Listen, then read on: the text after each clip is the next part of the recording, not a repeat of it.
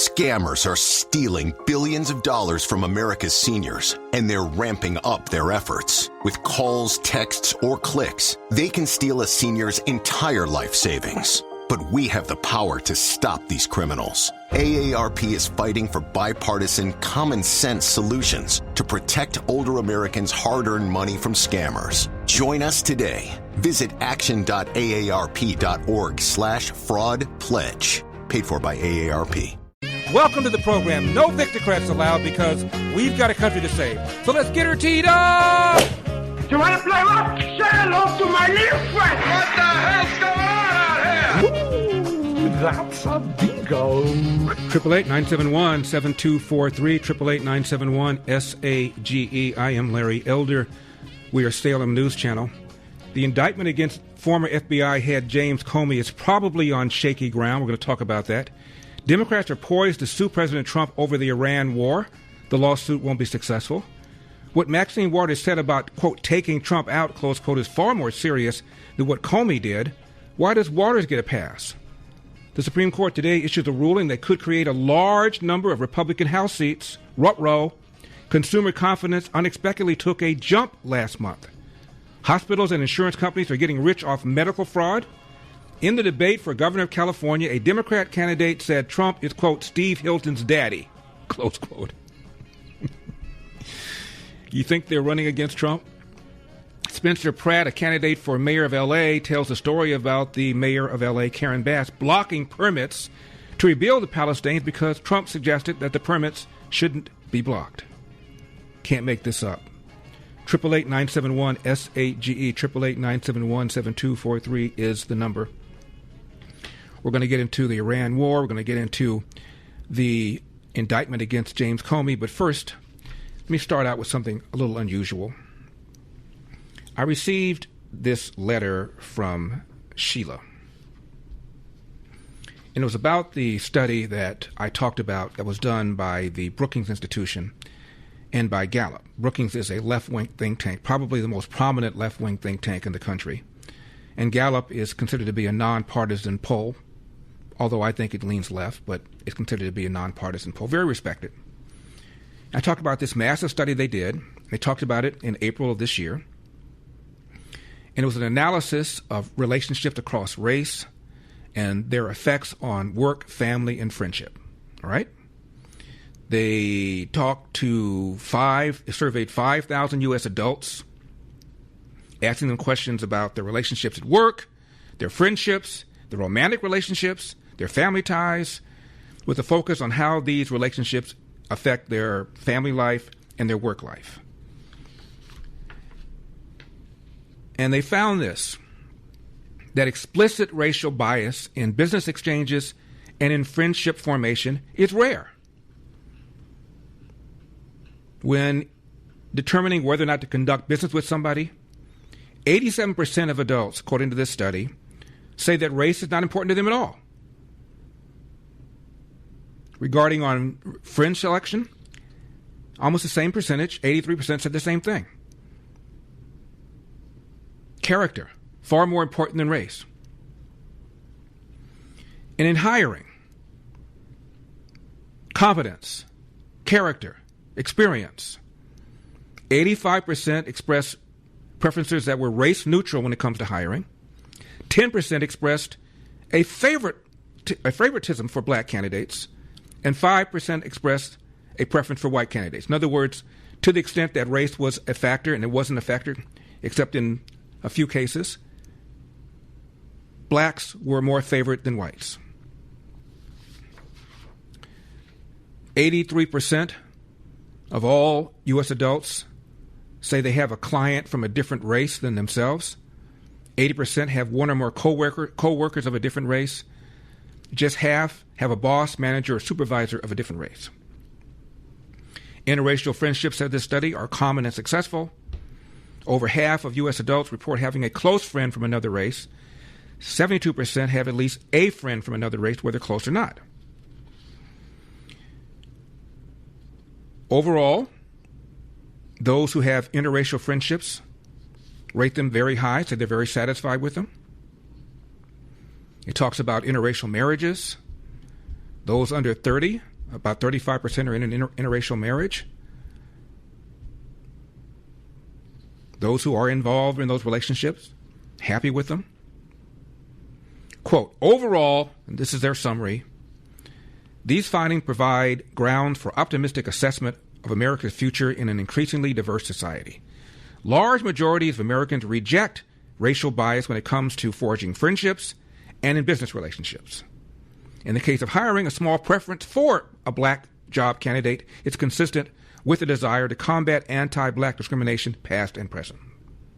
Together, these results suggest that most Americans prefer racial bias to not drive decision-making across important areas of life, end of quote. Okay? So I went over that study a few days ago.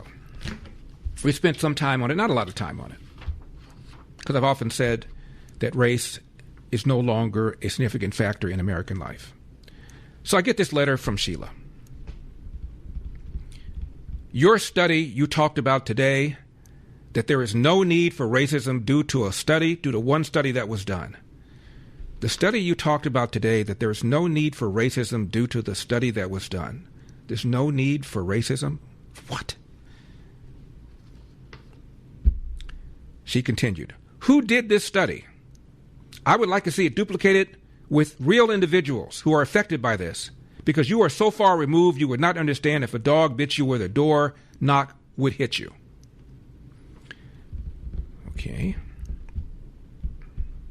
I'm not sure what 5,000 people completed this study, but I can tell you they were not middle class or the lower class population. Studies can be set up to get the outcomes that some people want. It's done all the time.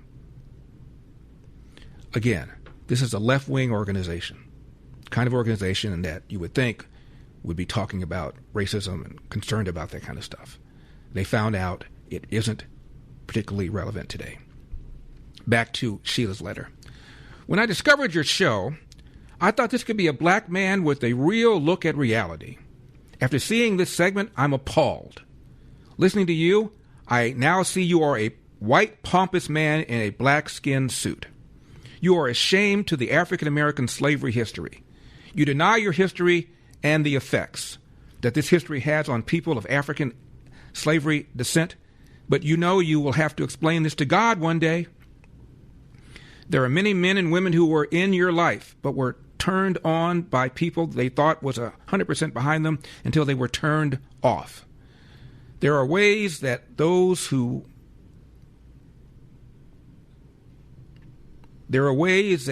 can bring a person of color like you back in your place. You are not above being put in your real place. I know that you already felt this, but how soon do we forget because we want to fit in? Just like the great Aretha Franklin said, you better think what you're doing to your own people. You might need them one day. You are no longer admired by this writer. I'll stick with Joy. I think she's referring to Joy Reid or Joy Behar, either one. I'll stick with Joy. She is in reality, and your people can't stand it. If you have a problem with reality in the real world, let Joy's voice be heard. Peace, Sheila. Now, Sheila, if you are listening to the show or watching it, you said you were watching it, so I'm sure you're watching it. Let me just address this to you. I would think that this survey would be good news, not bad news. And I would think that you would say, well, maybe this gives me some reason to feel confident about the future. But that's not your reaction. Your reaction is you don't like the results. So therefore you're attacking the messenger. I just read the survey. I didn't make it. But it confirms what I feel.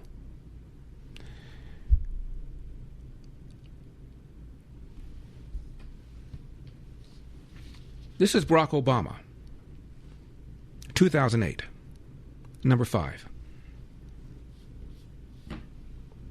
The previous generation, the Moses generation, pointed the way. They took us 90% of the way there, but we still got that 10% in order to cross over to the other side. And so the question, I guess, that I have today is, what's called of us in this Joshua generation? What do we do in order to fulfill that legacy, to fulfill the obligations and the debt that we owe to those who allowed us to be here today. Now, that 90% is actually higher than the percentage that was given in the Gallup and Brookings Institution survey. One more thing, Sheila, if you're listening. 1997, that's almost 30 years ago. Big survey done by Time Magazine and CNN asking black teenagers and white teenagers about racism. And the majority of them thought racism was a major problem in America, like you apparently do. But then the black teenagers were asked this question: is racism a big problem, a small problem, or no problem in your own daily life? Again, this is 30 years ago. 89% called it a small problem or no problem in my own daily life. In fact, twice as many black teenagers than white teenagers said failure to take advantage of available opportunities is a bigger problem than racism. End of quote. If you're really concerned about the black community, you would be concerned about the large number of black kids who enter the world without a father in the home, married to the mother. That is a far, far, far bigger problem than the racism that you apparently believe still exists in this country. I'm Larry Elder. Parents, the biggest question in education today is how artificial intelligence is shaping the way your student learns. Artificial intelligence is changing education faster than most schools are willing to admit, and many families are rightly concerned. At Patrick Henry College, the goal isn't to outsource thinking to machines. It's to train students to think for themselves. PHC emphasizes a Christian liberal arts education that develops reasoning, writing, speaking, and discernment skills no algorithm can replace. Students learn to engage technology wisely, understanding its capabilities, but also its danger and limitations, rather than becoming dependent on it. In a world increasingly shaped by AI, Patrick Henry College prepares students to lead with wisdom, conviction, and moral clarity. If you want a college that prepares your child to lead in an AI-driven world without losing his or her faith and values, I encourage you to learn more about Patrick Henry College. Visit phc.edu/elder. That's phc.edu/elder. 888-971-SAGE, 888-971-7243. One more thing about our friend Sheila, who wrote me this letter apprising me that someday I'm going to need black people and I'm going to realize that white people are going to throw me under the bus. And like white people are one big blog. How many white people do I criticize? I don't criticize them because they're white. I criticize them because they're liberal, progressive, DEI proponents, pro-choicers. Same thing with the black criticized. But over the years, I've gotten letters from people telling me, sooner or later you're going to realize you're used, and they're going to throw you under the bus when they don't need you anymore. Like who? Who is the they? I come on the air, I talk about what I think, what I believe, how I feel, what I think is important. Who's the they? Please, inform me. And what gets me, as I said earlier, is this ought to be good news. We can turn our attention towards, as I said earlier, the real problem facing this country in general, and the black community in particular, which is a large number of children who enter the world without a father in the home, married to the mother, followed by the crappy education kids are getting in urban America K through 12, where 85% of black 8th graders are neither reading nor math proficient. That is unacceptable, and it should be unacceptable to you, Sheila, as opposed to worrying about what other people feel about how you feel. It's been my experience that a lot of people don't want to hear good news if it refutes what they think. Roland Fryer is a Harvard economist, happens to be black. I believe he is the youngest tenured became the youngest tenured professor in the history of Harvard. That's how sharp this guy is. And he did a study because there were these high-profile shootings of black people. And when a black person is shot by a white cop, where the circumstances appear to be questionable, it, of course, becomes a national story. And he's from the inner city, as I am. He's from Baltimore, I believe. And he decided to do a study to confirm his assumption that the police were, in fact, using deadly force against black people because they were black. Did the study, was shocked at the conclusion, did a second study, same conclusion, and found out that blacks were not being disproportionately killed or victims of deadly force against by cops because they were black. And he was advised not to publish the study. He talked about it. Number 6. I collected a lot of data. We collected millions of observations on everyday use of force that wasn't lethal. We collected thousands of observations on lethal force. And it was in this moment, in 2016, that I realized people lose their minds when they don't like the result. And so what my paper showed, you'll see tomorrow, like some of you, was that, yes, we saw some bias in the low-level uses of force, every day pushing up against cars and things like that. People seem to like that result. But we didn't find any racial bias in police shootings. Now, that was really surprising to me because I expected to see it. The little-known fact is I had 8 full-time RAs that it took to do this over nearly a year. When I found this surprising result, I hired 8 fresh ones and redid it to make sure. They came up with the same exact answer, and I thought it was robust. And I went to go give it, and my God, all hell broke loose. It was a 104-page, dense academic economics paper with a 150-page appendix, okay? It was posted for 4 minutes when I got my first email. This is full of doesn't make any sense. And I wrote back, how'd you read it that fast? That's amazing. You are a genius. And I had colleagues take me to the side and say, don't publish this. You'll ruin your career. I said, what are you talking about? I said, what's wrong with it? Do you believe the first part? Yes. Do you believe the second part? Well, the issue is they just don't fit together. We like the first one, but you should publish the second one another time. I said, let me ask this. If the second part about the police shootings, this is a literal conversation.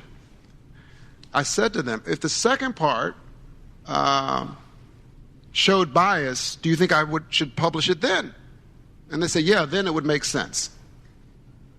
And I said, I guarantee you I'll publish it. We'll see what happens. So it was, I lived under police protection for about 30 or 40 days. I had a 7-day-old daughter at the time. I remember going and shopping for it because, when you have a newborn, you think you have enough diapers. You don't. So I was going to the grocery store to get diapers with an armed guard. It was crazy. It was really, truly crazy. And one more thing, Sheila, if you're still listening. This business about Trump being a racist. No, you didn't say that in your letter. But we did have a caller, I think the same day, talked about what a racist Donald Trump is. I'm assuming that this gentleman voted for Joe Biden, the one who said Barack Obama is the first clean, articulate African American. It's a storybook man. Joe Biden, the one who went on the Charlemagne the God show and said, if you don't know whether you want to vote for me or Trump, you ain't black. Meaning, there's only a certain way you should think, and if you don't think the way I think you should think, you ain't really black. Same man, Joe Biden, who for decades, claimed that when he was a young man living in Wilmington, Delaware, he went to the black church to strategize on how to desegregate movie theaters and restaurants. New York Times did an article. No evidence whatsoever Biden did any of it. Moreover, the New York Times said Biden's staff told him to stop saying it because it wasn't true. Biden said he would stop saying it and kept saying it anyway. Who does that? Biden claimed that he and Andy Young, the former United Nations ambassador, former congressman from Georgia, the two of them got arrested attempting to visit Nelson Mandela in South Africa when Mandela was imprisoned. Andy Young said it never happened. Biden said it over and over and over again. Who does that? And then Biden, of course, claimed that the reason he ran for president in 2020 was because of what Donald Trump said in Charlottesville. Very fine people on both sides. When in fact, what Trump said about Charlottesville, very fine people on both sides. When in fact Trump said, quote, and I'm not talking about the white nationalists and the neo-Nazis because they should be condemned totally, close quote. Completely leaving that out.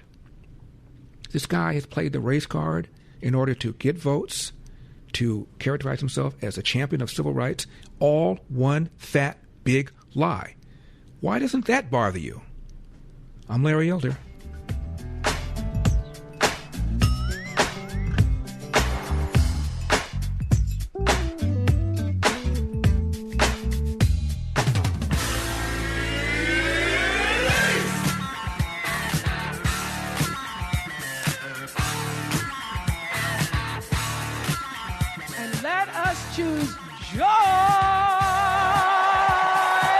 Denting Victocrat forehead since 1994.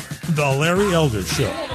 888-971-SAGE, 888-971-7243, Larry Elder, Salem News Channel. A lot of people are talking about how much education the would-be assassin has. Graduated from Caltech, very difficult school to get into. They accept around 3% of the applicants. And most people don't apply unless they feel they have a shot in getting in. So, very select school. The most recent City Journal college rankings, Caltech took the top spot for, quote, value added to career. Value added to career. I think what it means is your ability to make money. But it rated 95th for, quote, student ideological diversity. Close quote. I repeat, it ranked 95th out of all the colleges for student ideological diversity. The rankings noted the school's, quote, disproportionately large diversity, equity, and inclusion bureaucracy. Roughly 10 DEI staff members per 1,000 students. 16 liberal students for every one conservative student. I had a tennis buddy who went to UC Berkeley, conservative. He said he used to get into lots of arguments, and often he'd be arguing against 7 or 8 people. And he told them, bring your friends because you're going to need the help. My point is, this guy's views, and they're posted on Blue Sky and elsewhere, calling President Trump a pedophile and calling him a rapist and calling him a traitor, are very likely all reinforced by the very same people he goes to school with. There's no ideological diversity. Nobody challenged that.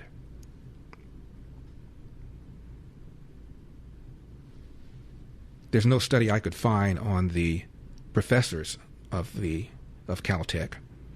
But you look at other elite schools like Harvard.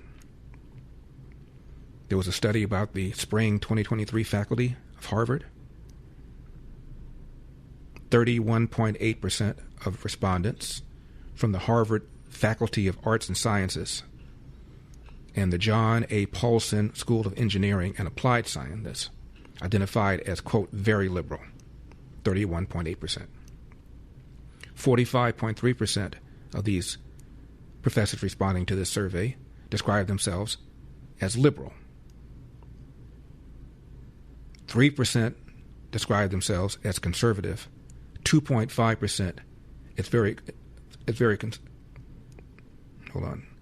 2.5% describe themselves as conservatives.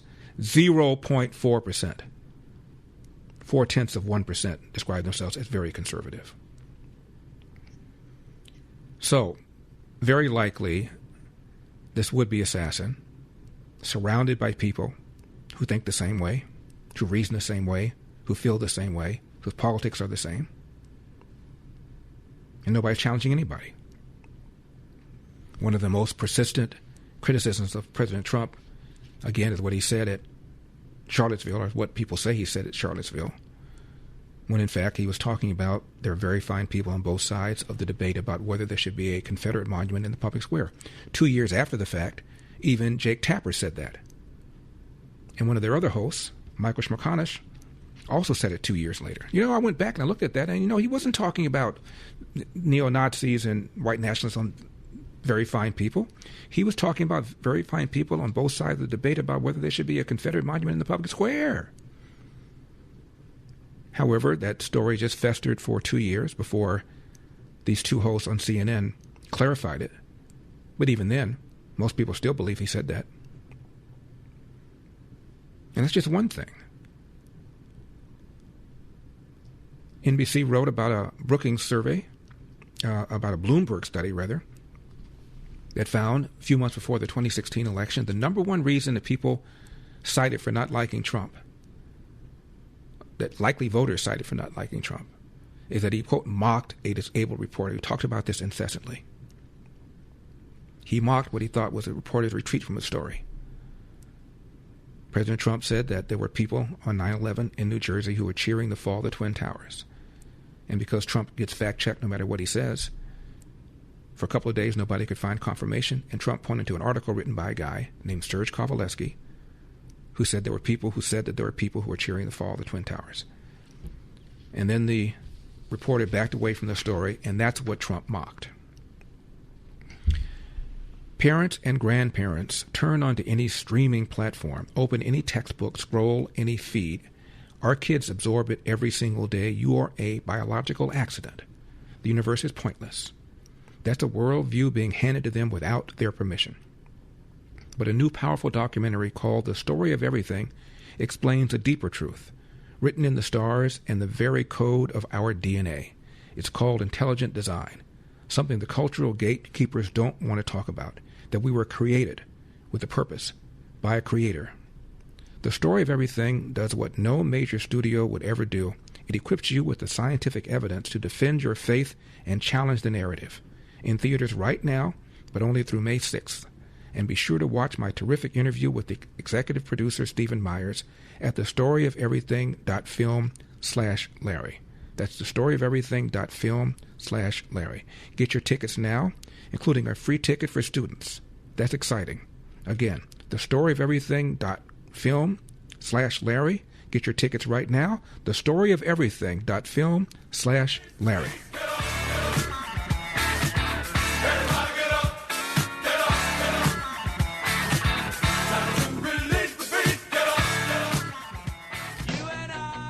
888-971-SAGE, 888-971-7243. I am Larry Elder. We are Salem News Channel.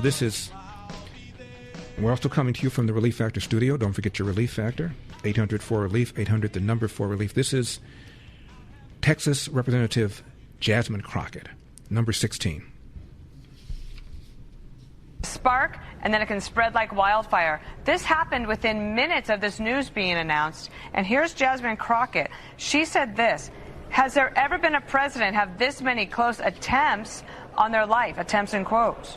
Maybe it's lax gun laws, maybe it's lack of mental health funding, or maybe it's fake. Who knows? Maybe it's fake. Who knows? Allison is in Valley Glen. Allison, you're on the Larry Elder Show. Yes, Larry, I wanted to say that with all this background that you're giving us on this guy, the fact that people think that this was planned by Trump, did he actually look at Caltech and decide to go to Torrance and find a teacher that happened to have all these views that you're talking about to, quote, fake this assassination attempt? I heard it on MSLSD. I heard it on CBS. I heard it on Channel 9. I heard it on Channel 5, local California, local Los Angeles channels, that the newscasters are pushing the fact that this was a setup by the Trump administration. So I'd like to address the insanity about the fact that we can talk about all the background of this guy, his education, his bias, what his manifesto said, and they still think that this was a Trump operative. I know, it's sick. And according to his family, apparently he bought the firearms over a long period of time, over months. So Trump planned this months ago, had him buy all this by all this stuff, found this individual, as you pointed out, from Caltech, who got a graduate degree, and it's just madness. I just can't believe it. Yeah. Thank you, Larry, for being you. You're fantastic. Thank you so much for calling, Allison. Speaking of madness, listen to James Carville, number 20.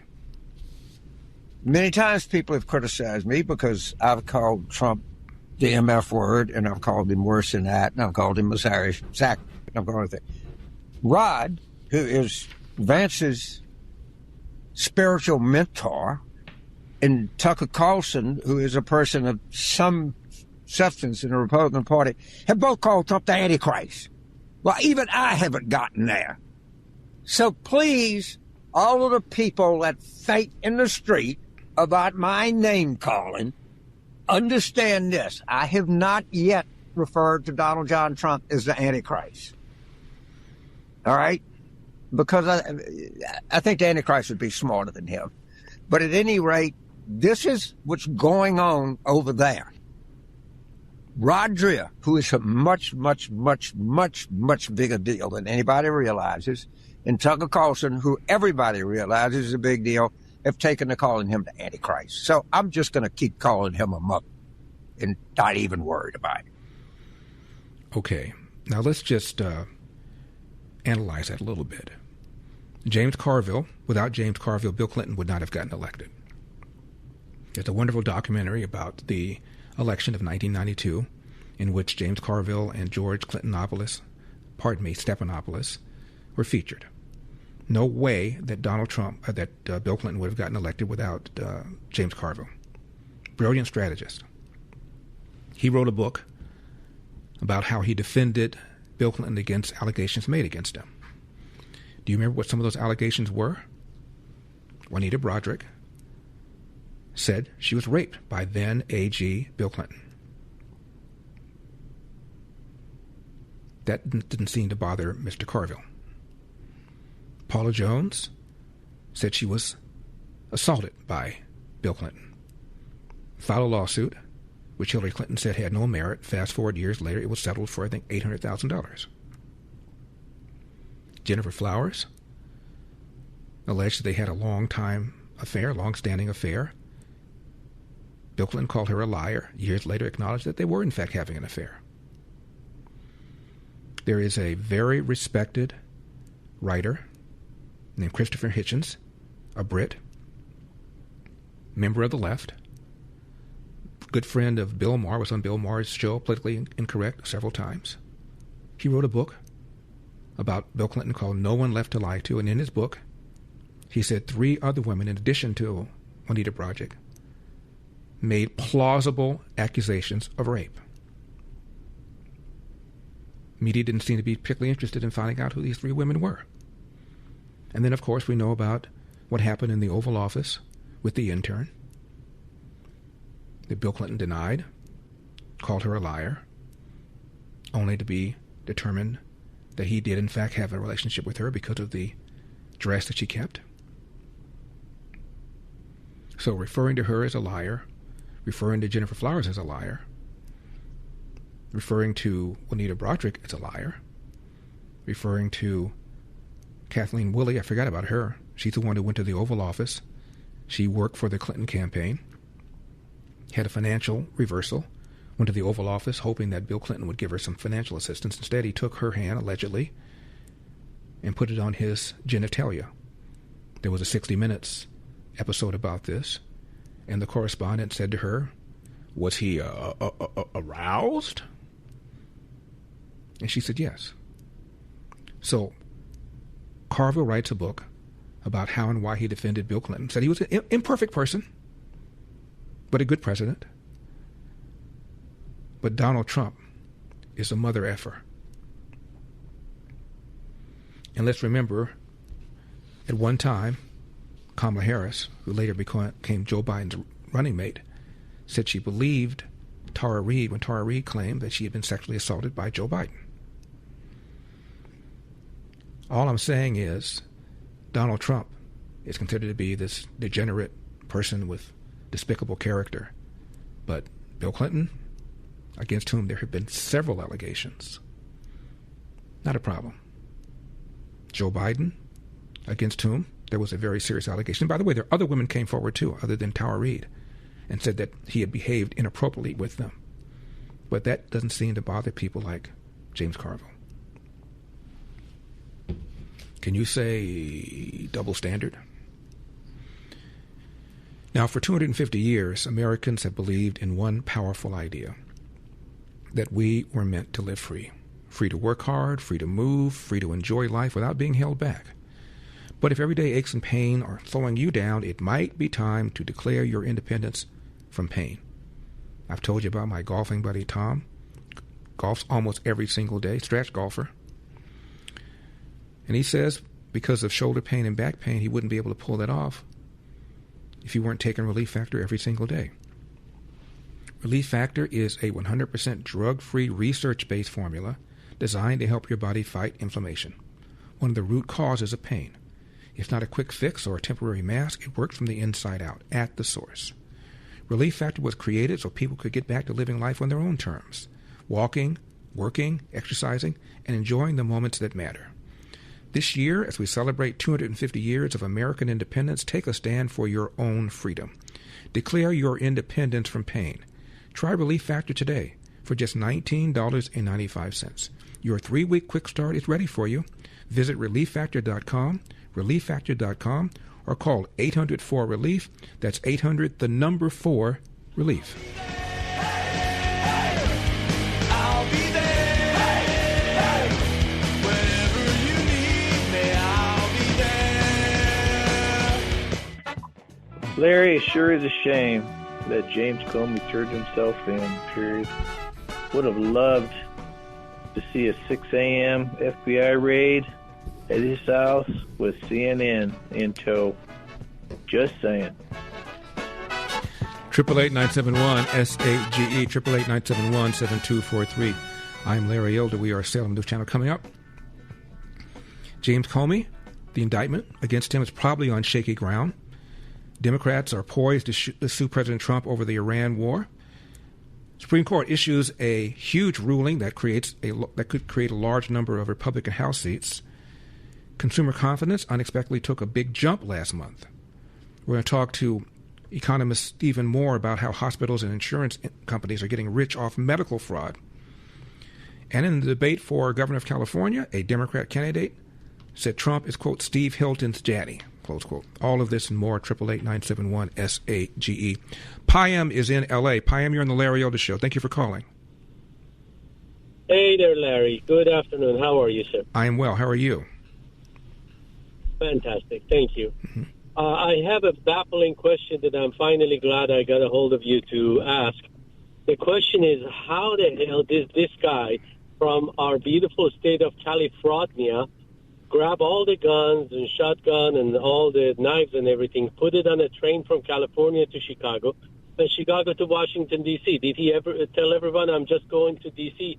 deer hunting? I mean, why are they not going after all these middle people that they screwed up the security, including the hotel that didn't even bother checking anything or anything suspicious or even flagging this guy? Hey, there was a guy on the day that all this event's going on is coming to Washington, D.C. at the hotel next to the event with lots of guns. Maybe you guys want to check this out. How did he get on the train? Well, the not so dirty little secret, Payam, is that trains don't check. Amtrak doesn't check. There's a law against bringing them on trains, but they don't do any magnetometer. They don't do anything like what airplanes do. Every now and then they do a spot search, but generally speaking, your luggage is not going to go through an X-ray. You can put anything in it on a train. That's why he went on a train. Okay. Yeah, and regarding the weapons, apparently he bought them legally here in California, but no, they don't check. Talk about a massive security problem. They don't check. That's how he did it. We're going to be talking about the indictment against James Comey. I don't think it's going to, if it gets to trial, I don't think he's going to be convicted. There's so many different ways he could interpret the shell thing. Besides, why does Maxine Waters get a pass? What she said about Donald Trump, I would like to take him out tonight, is far more of a direct threat than what Comey said or did. Why does she get a pass? All of this and more, 888-971-SAGE. Do not leave town.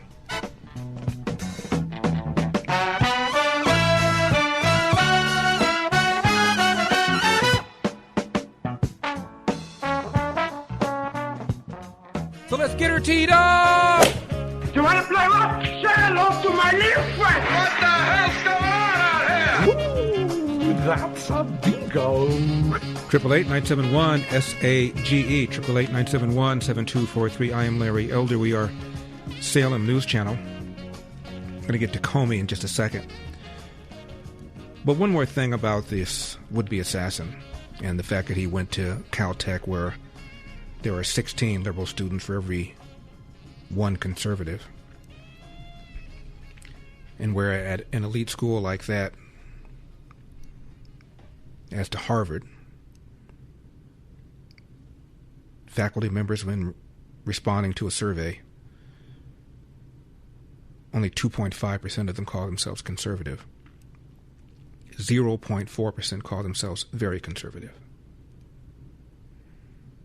Spring 2023 faculty survey. So you're surrounded by people who think like you, professors who teach things the way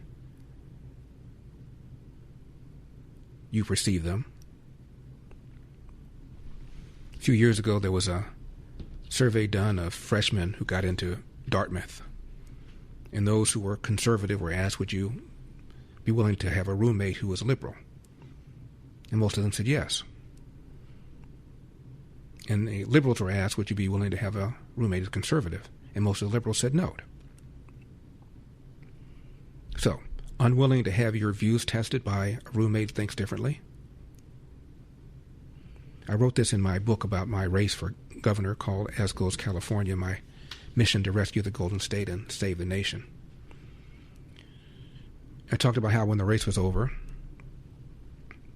a friend of mine recommended a therapist because I have an issue with my back.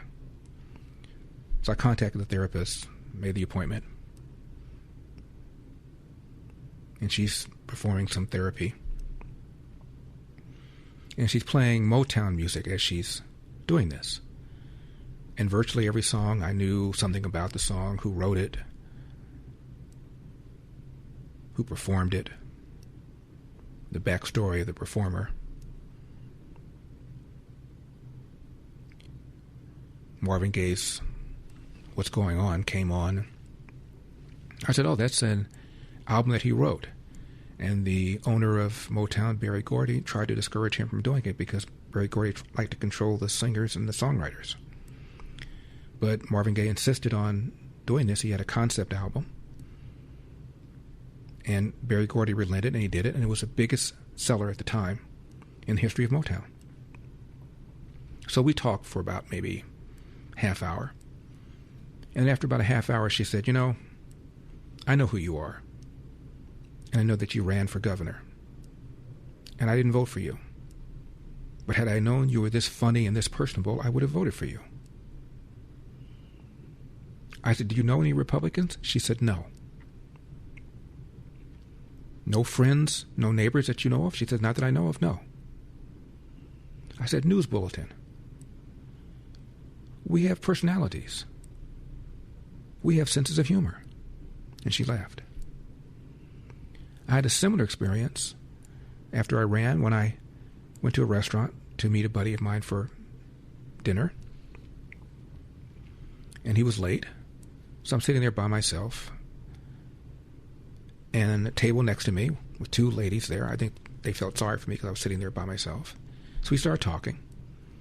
And in a few minutes, I learned that they'd known each other since the second grade. They were 85 years old. One of them was celebrating her birthday, 85th birthday. One of them called herself a human rights activist. The other called herself a psychotherapist. They were both Jewish. And then after about 15 minutes into the conversation, one of them says, wait a minute. I know you. You're that guy who ran for governor. You're that Larry Elder. And I said, yes. She said, well, guess who we voted for? I said, you didn't vote for me. She said, how do you know that? I said, let's see. We're in the west side of Los Angeles. You're both Jewish. one of you called yourself a human rights activist. It doesn't take Colombo to put that together. You didn't vote for me. And they laughed and admitted they didn't. I said, let me ask you something. You have kids? Yes. You from L.A.? Yes. Did you put your kids in L.A. Unified Public Schools? And they said, absolutely not. I said, why not? She said, the schools are horrible. I said, what did you think of the way Gavin Newsom shut down the state over COVID in a more draconian way than any other governor in the country did? Outrageous, they said. No people who lost their businesses. Do you have an issue, I said, with homelessness near where you live? And they both said yes. It's unbelievable they can't deal with this. I said, what about crime? Has crime gotten worse where you live? And they both knew people who had been mugged. I said, what about people leaving California? They both said they had children who left California because they couldn't afford a home.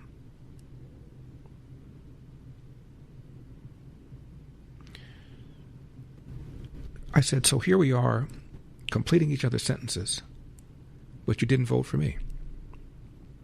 You voted for the person who's done nothing about or has, in fact, made these problems worse. Have you ever had a conversation, I said, with a Republican? They looked at each other, and they admitted they had not. And my point is, like this guy, goes to Caltech. Virtually every single student is liberal. No one's going to challenge him when he makes claims. Trump went down the escalator in, 2015? He graduated from Caltech in 2017, so he went to school in the era of Trump and then went on to graduate school. No one challenged him when he referred to Trump as a traitor. Please explain to me how he's a traitor.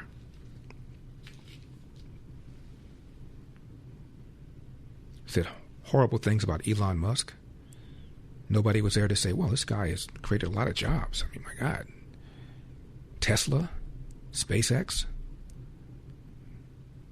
He bought X, or then called Twitter. And because of him, we found out how the government was suppressing any kind of dissent over COVID and the vaccine's effectiveness. We found out how Joe Biden was colluding with social media outlets like Facebook to warn them that there's going to be a Russian disinformation operation. And therefore, the story about the Hunter Biden laptop got suppressed. If it weren't for Elon Musk, we wouldn't have known about that. There's nobody to say, doesn't it bother you that a story like this that could have had this kind of impact on the election was suppressed? There's at least one study that looked at the people that voted for Biden in the swing states and found out 16% or so of them say they wouldn't have voted for Biden had they known about this story. Doesn't it bother you that that story was suppressed? There was nobody there to say stuff like that to this guy. So whatever whack job view he has, there was nobody to say, wait a minute, there's another way of looking at this. I mean, say what you want about Donald Trump, but my goodness, we were lied to for 4 years about the southern border. Mayorkas testified under oath, which is why he was impeached, that the border is secure when you can just cut on Fox or Newsmax and watch an avalanche of illegal aliens coming through the southern border while he was testifying, telling you it was secure. Don't believe your lying eyes. There was nobody there to say that to him. And say what you will about Trump, he'd stop that. And it is true that many countries were emptying out their prisons and their mental institutions and sending people here like that. There's nobody to say that. There's nobody to say, well, aren't you a little bothered by what Biden did when he pulled all the troops out of Afghanistan?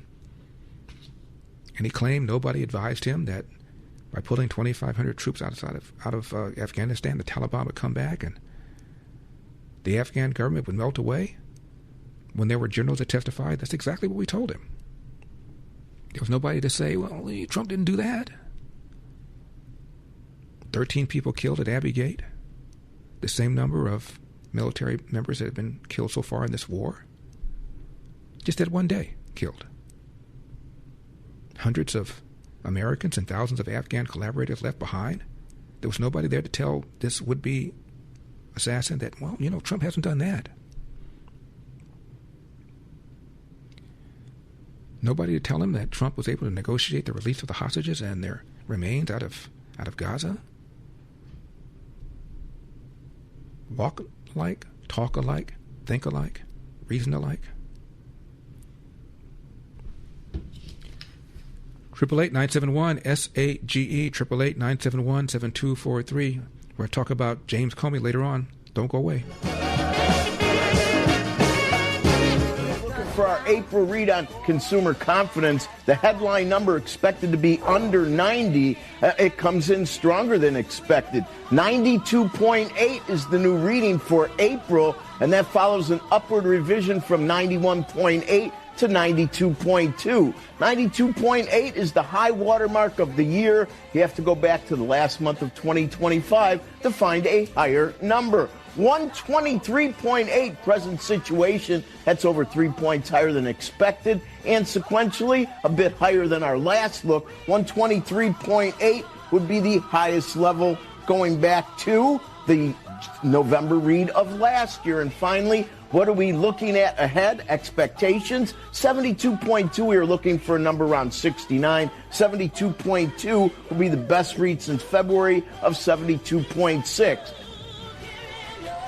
888-971-SAGE, 888-971-7243. I am Larry Elder, Salem News Channel. Ruh-roh.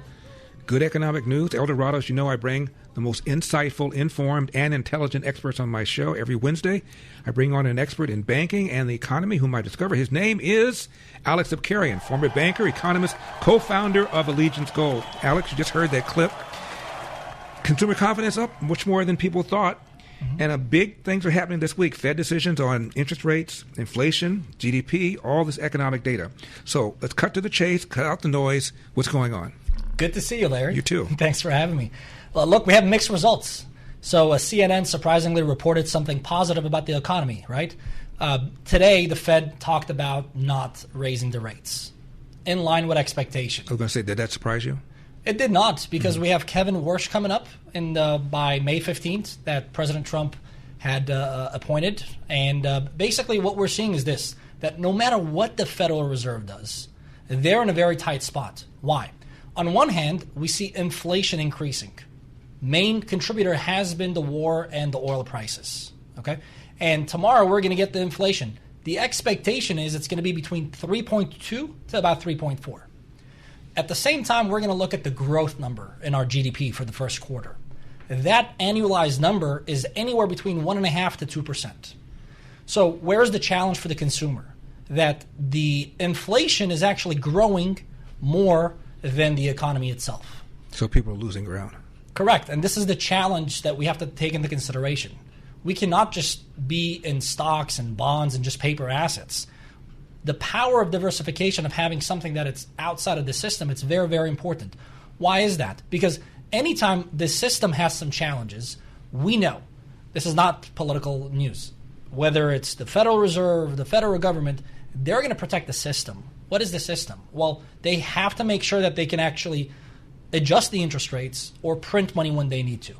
Either way, the consumer will be impacted in terms of a purchasing power. Talk to me about this incoming Fed chair. He was held up at first because Trump had sued the current one for cost overruns. I thought that was silly. And one of the Republican senators said, we're going to hold up approving your nominee until you drop that lawsuit. Trump resisted it, but he finally dropped the lawsuit. So apparently Trump's nominee is going to get confirmed. What difference will it make? The difference is this. How quickly they were going to build up the balance sheet. Here's what I mean by this. When we had COVID, remember how the debt number went up so fast? Almost 50% of the dollar in circulation got created.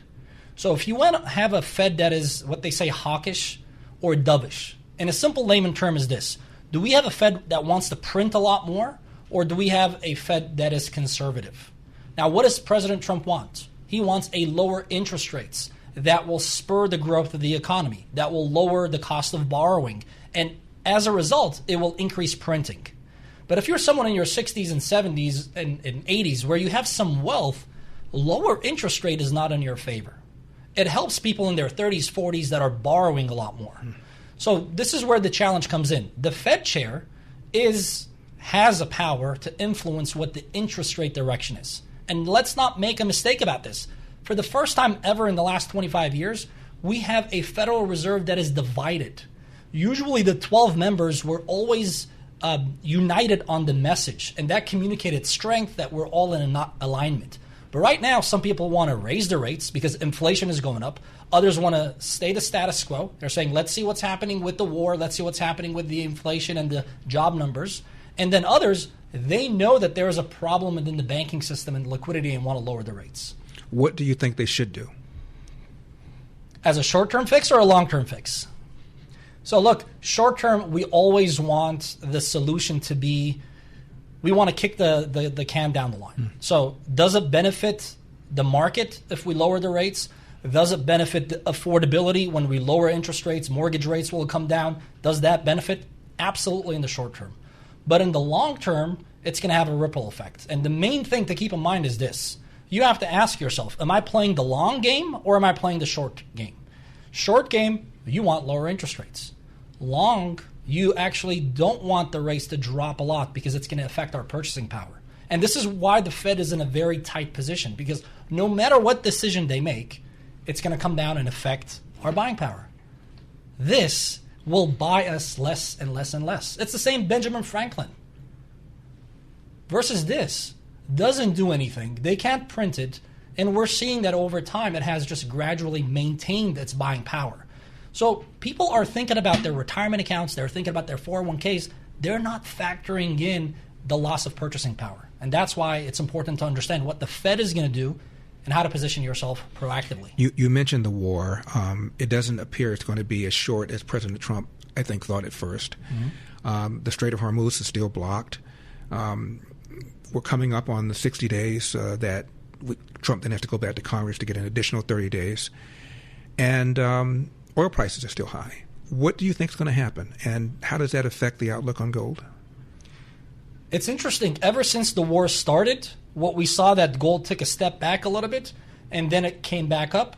There is this inverse relationship between oil and gold right now. My business partner, Mark, and I, we were talking about this. We said, who is actually benefiting from the war? And the conclusion that we came to was, hold on a second. All of a sudden, Russia is able to sell oil to the world and at a higher price, also increasing their liquidity. So for us, the price that we're paying is this.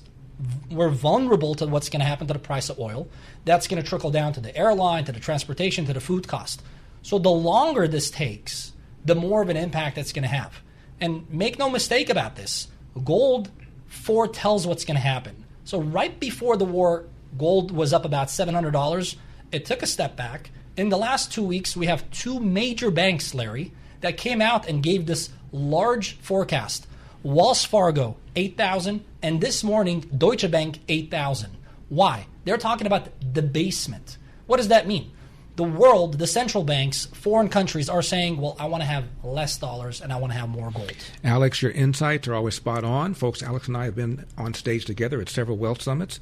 I was so impressed from what I learned from Alex, I became his client. Take it from me, when you work with Allegiance Gold, you see exactly what they pay and exactly what you pay. No games, just transparency. 844-790-9191, 844-790-9191. Alex, thank you for coming in.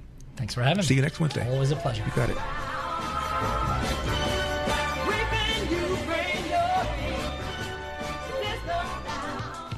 Previously, no data was shared. We had no idea where the taxpayer dollars were spent. Just one red state, the recent dump of data. We found SNAP recipients had more than 2,000 Tesla owners, 200 Alfa Romeo owners, more than 144 that were receiving food stamps were driving Porsches. Again, this is the data dumps we're getting because before we had no accountability on any of these programs. We now are requiring accountability. The blue states are suing us. They don't want to share the data. And can you imagine, this was a red state where there is actually some taxpayer accountability. Imagine what's happening in the blue states if that's happening in the red states. Wow. 888-971-SAGE, 888-971-7243. I'm Larry Elder, Salem News Channel, coming to you from the Relief Factor studio. Don't forget your Relief Factor, relieffactor.com, relieffactor.com, or 800-4-RELIEF, 800 the number 4 relief. My guest wrote an article called Hospitals and Insurers Are Getting Rich Off Medical Fraud. And when I read it, it was just shocking. So I thought I'd contact him, and hopefully he can come on the show and walk us through it. He advised the presidential campaigns of Herman Cain, Donald Trump in 2016, and the gubernatorial candidate of one Larry Elder in 2021. Please welcome back to the program, economist Stephen Moore. Hi, Larry. Stephen, how are you? I'm great. Anytime you want me on your show, I leap to do it. Well, so thank you for asking me. And this is quite a story about the amount of fraud that is going on in Washington. By the way, the very next morning after I wrote that column that you're referring to, there was a report out by the what's called the U.S. General Accounting Office. They're the auditors for the federal programs, and they estimate $200 billion. Well, to be precise, $178 billion is being stolen through improper payments, fraud, just incompetence in these agencies. They spend money, Larry, like it's candy. And, of course, this is the problem with government, right? You're not spending your own money. So this is outrageous, what's happening. And at the tip of the spear are the hospitals and the insurance companies. Let me read you one quote from your article. Two of the largest nonprofit, you put that in quotations, nonprofit hotel chains, Kaiser and HCA Healthcare, recorded nearly $200 billion in assets at the end of 2024.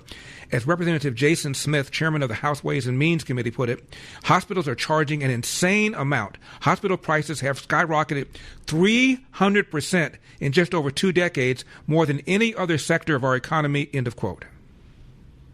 Yeah, so there's so many facets to this story. I mean, where to begin? I guess maybe to begin is, do you remember 16 years ago, Larry, when we passed Obamacare, which what they called, remember what that bill was called? The Affordable Care Act. Here we are 15 years later. Bend the cost curve down. Save the average family $2,500 a year. Keep your doctor. Keep your health care plan. Yeah, raise your hand if you're saving money on your health insurance and a hospital visit. So it was a fraud, and it was a complete fraud, and they knew it was a fraud. Not only was it a fraud, they knew it was a fraud when they told us that it was going to save money. So that's part of the problem, is that all these putting all these people on these government programs just and incidentally, we had a big debate earlier this year about whether to continue to expand these Obamacare subsidies. You know who was the biggest lobbyist in favor of that? The healthcare people. Yes. You wrote this, Stephen. Explain this. Medicare payments are based on a patient's risk factors or diagnosed conditions, not payments for actual health care services. Right. What? It's insane. I mean, who would think about creating a program like this? So they say, "Oh, you've got all these health problems." They just load them up on them, and then they get payment even if they don't provide you with the services. I mean, you cannot make this stuff up. And the hospitals and the insurance companies are making record profits, whereas the federal government keeps losing money on Medicaid, Medicare, and it is typical of what happens in Washington when they're here to help you.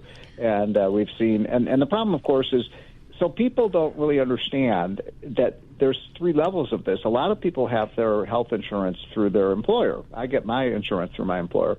But they don't realize that actually comes out of your paycheck, right? So in other words, if they didn't have to pay all this money for health insurance, they could just give you cash. And so it makes Americans poorer because it's essentially, even though it's not directly, it's indirectly coming out of your paycheck. It reduces employment and reduces the take-home pay of workers.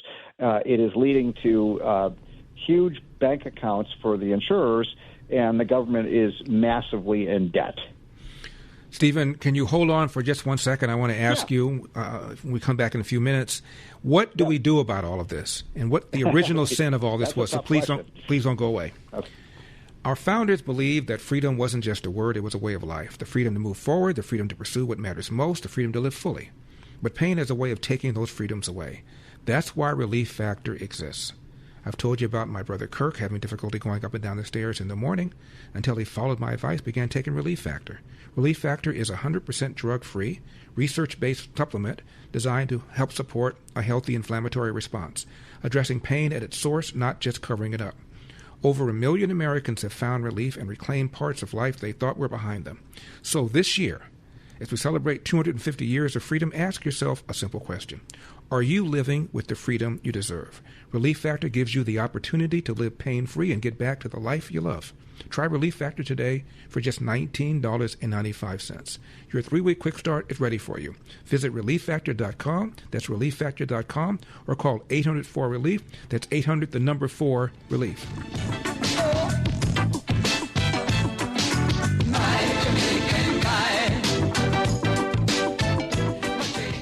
888-971-SAGE, 888-971-7243, Larry Elder, Salem News Channel. The article is called Hospitals and Insurers Are Getting Rich Off Medical Fraud. Stephen Moore, what do we do about this? Well, first of all, we have to have more auditing of how these insurance companies and hospitals are ripping us off, forcing people to pay for services they're not getting. But here's the hard part about this, Larry, is that you may recall that remember what was the name of the guy who exposed all the fraud in Minnesota at the Nick Shirley. Nick Shirley. Yeah. Mm-hmm. I mean, did you notice that when he exposed this outrageous stealing from the pockets of taxpayers, the left said he was the villain for exposing it rather than the people who were stealing the money.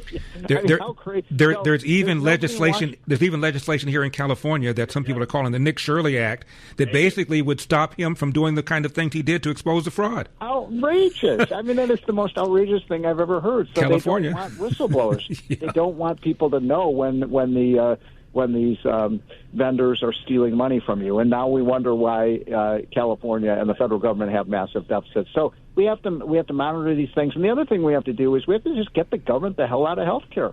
I mean, why do we need the government to run the healthcare system, Larry? I'm more libertarian maybe than you are, but no, I was going to go libertarian on you in just a second. Isn't the original sin what Ronald Reagan talked about in 1964 that what they're going to do is do health care for seniors because after all everybody loves seniors, and then they'll do children, and then next thing you know the entire thing will be single payer. The original sin is the idea that just because I'm 65 years old or older, and I am, other people should subsidize my health care. So can I tell you a quick healthcare story that really summarizes the whole problem? This was about 2 years ago. I had a small accident skiing, and I jolted my shoulder, and I thought maybe I had had a little tear in my rotator cuff. And so I finally went to the doctor, and he took the MRI, and then he looked at it, and he said, Steve, you do have a small tear in your rotator cuff. He said, it's up to, you're borderline. He said, you may need surgery or you may just want to live with it. You're on the border. And so I thought about it for a minute. And I said, well, doctor, I just have one question. And I said, if I have this surgery, how much is it going to cost?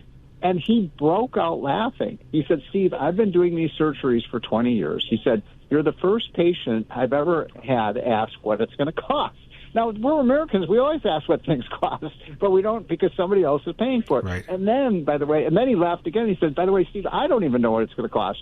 So when neither the doctor nor the patient knows what the things are going to cost, I would submit to you, sir, that we have a broken system that's not using the price mechanism to allocate resources. Yeah, we used to have something called fee-for-services. Whatever happened to that? We have to move back. Here's the little thing that is really wrong with healthcare. Most Americans are overinsured for healthcare, not underinsured. And did you know under Obamacare, so what people should have is catastrophic coverage. Mm-hmm. So if you get cancer or you have an expensive surgery, you're covered for that. That's the whole idea of insurance.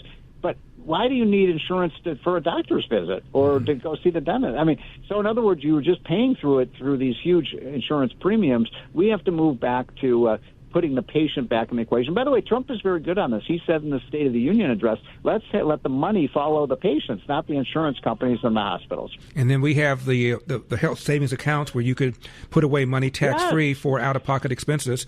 And then you get a policy that with a high deductible like car insurance. Yes. Now, by the way, did you know that Obamacare actually made that illegal? So they've made it illegal to get high deductible plans. Steve, before you go, is Jerome Powell going to... Can you believe that, by the way? They made it illegal for people to get catastrophic coverage. You know the guy that designed the Canadian healthcare system, Claude Gaston-Guay, I'm sure I'm butchering his name. Later on, he said, I made a mistake. We should not have banished private healthcare. And I remember some years ago, the incoming equivalent of our AMA, the Canadian Medical Association, said our healthcare system is imploding and we need more competition. She said that years ago. Yes. Yeah, no doubt. So okay. You're asking me about Jerome Powell. Yeah, we only have about a minute. Yeah, is he going to go out kicking and screaming? Is he going to leave? What's the status? No, he announced today that he's staying, which is so low of him.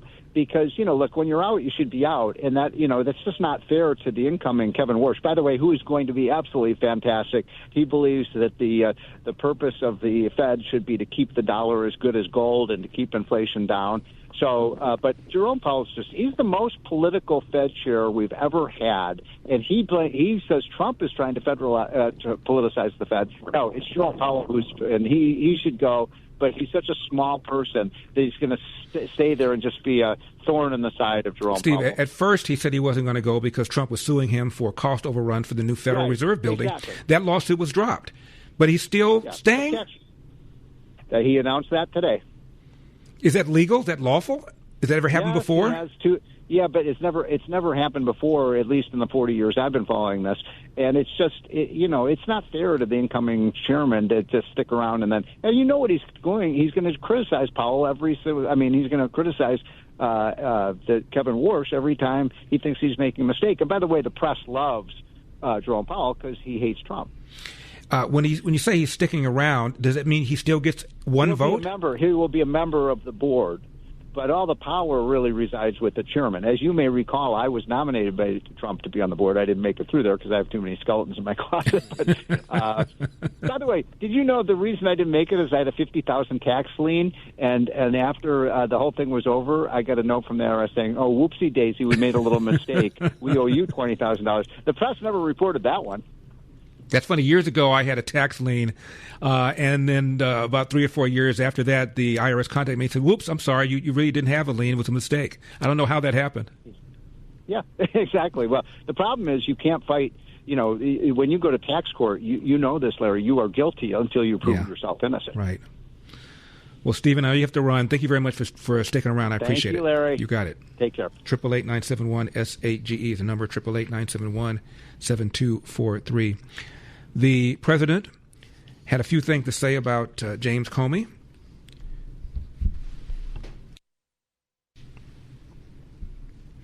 Let's play part of what President Trump said, number 26. We do. We were talking about how busy you were this morning. James Comey was in court. He self-surrendered. He's now been charged a second time, this time over a social media post with seashells that said 8647. Do you really think that he was endangering your life or threatening your life with that post? Well, if anybody knows anything about crime, they know 86. You know what 86? It's a mob term for kill him. You ever see the movies? 86 him. We'll finish the rest of that in just a second. Now, right now, our Jewish friends feel forgotten. There's a Jewish woman named Esther I'd like to talk to you about. In her home in Israel, Esther is living through days and nights of fear. Sirens sounding, rockets screaming through the sky, long stretches spent in a bomb shelter. 84 years old, Esther is elderly, fragile, and alone. Imagine that. No help, no food deliveries, no medical care. No one knocking at the door. In a war zone. But because of friends like you, Esther is not alone. Through the fellowship, you are there, bringing food, meeting urgent needs, and reminding Jewish people like Esther you are not forgotten. In times of fear and uncertainty, your compassion brings hope and help. Esther asks that you hear these words. To those who give, you are doing a very great mitzvah, a good deed. You give from your hearts. May God protect you. End of quote. Your prayers for God's protection and for the peace of Jerusalem give Jewish people like Esper hope. Support ifcj.org. Support ifcj.org.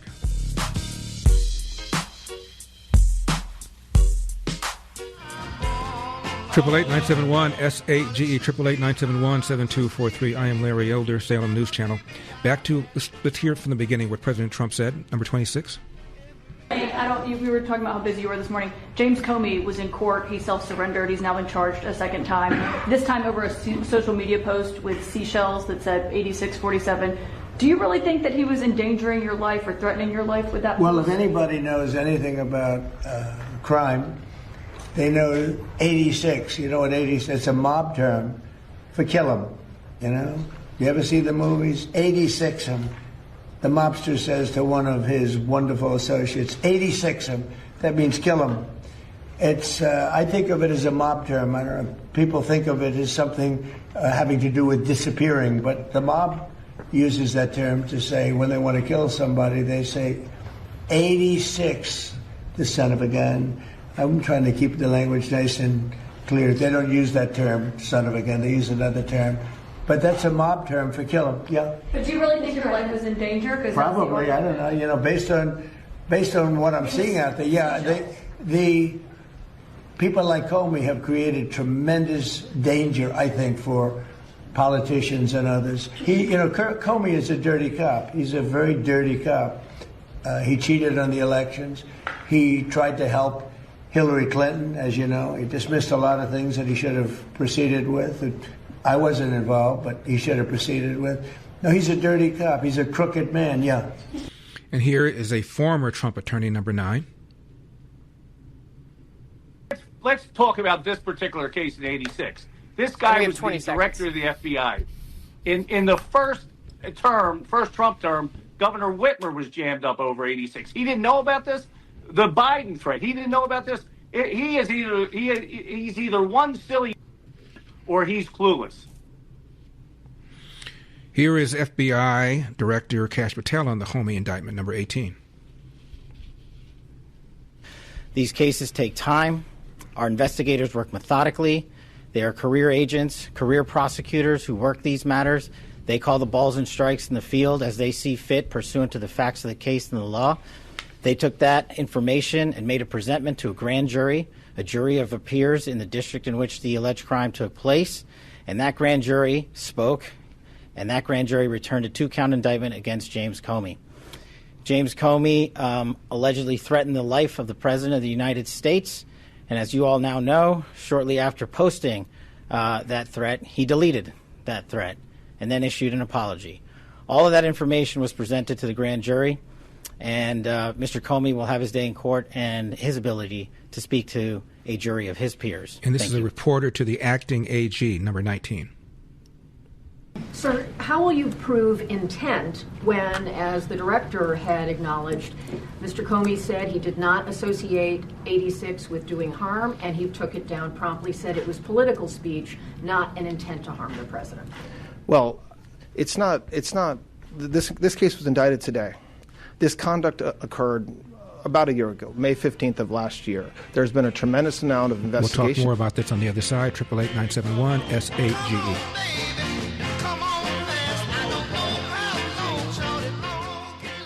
So let's get her teed up! You want to play rough? Say hello to my little friend! What the hell's going on out here? Ooh, that's a bingo. 888-971-SAGE. 888-971-7243. I am Larry Elder. We're a Salem News Channel. A number of you want to weigh in. So stick around. I'll go to the phones in just a few minutes. We're talking about the indictment of James Comey. He surrendered himself, by the way. And presumably is, I don't know, somewhere behind bars, if not been released. The case against him is because of the social media post he put up where there was seashells forming 8647. He claimed he didn't know that it meant kill the president and took it down right away. He has now been indicted, and you heard the acting AG asked, how are you going to prove intent? Let's play that part again, number 19. Sir, how will you prove intent when, as the director had acknowledged, Mr. Comey said he did not associate 86 with doing harm, and he took it down promptly, said it was political speech, not an intent to harm the president? Well, it's not. This case was indicted today. This conduct occurred about a year ago, May 15th of last year. There's been a tremendous amount of investigation. And how do you prove intent in any case? You prove intent with witnesses, with documents, with the defendant himself to the extent it's appropriate. And that's how we'll prove intent in this case. And so I think that talking about what Mr. Comey will or will not do if there's a trial, when there's a trial, it's very premature for me to do that today. I think the case is weak. I'm not a fan of James Comey. I believe that Trump is absolutely right. He gave Hillary a pass, gave that sort of press conference statement where he went over all the things Hillary did about having the unprotected server and the emails, and then said at the very end of it, well, but she lacked the intent. Well, the statute in question, the Espionage Act statute that she violated, in my opinion, did not require intent to be improved. But this one does. And here's the problem. When Biden was president, a whole bunch of social media posts, I saw them, that conservatives posted, said 86, 46. Nothing happened to them, as far as I know. They weren't investigated. They were let alone indicted. So this is very likely, if it goes to trial, going to result in an acquittal. There are things that are said that are far, far worse for which people get a pass. This is one of them, number 14. I will go and take Trump out tonight. Now, it seems to me there's just one interpretation of that. That's Maxine Waters, of course. And nothing happened to her. No-fly zone over her. And of course, she said that when you see a Trump cabinet member, you surround them, you form a crowd, you let them know they're not welcome anywhere anymore. What is that? Nothing happened.